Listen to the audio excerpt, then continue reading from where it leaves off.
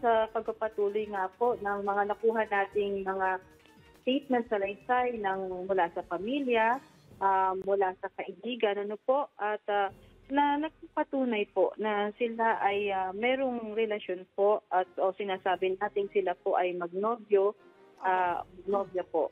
Okay, ma'am, so you're saying, okay, doon po sa statement nitong si De Castro, na unang statement niya, sinabi niya na wala silang relasyon, di po ba? Parang nakilala lang niya dahil naimbitahan para sa isang flag raising ceremony po yata sa kanilang estasyon.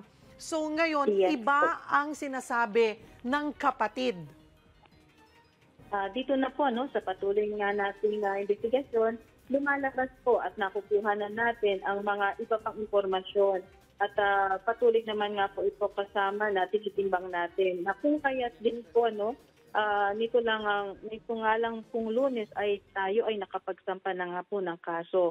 Partikular at laban dito sa isa nga po nating kasamahan at kabarong pulis na si Major De Castro. At ang isa pa pong na-identify na suspect po at dalawang John Does. Okay.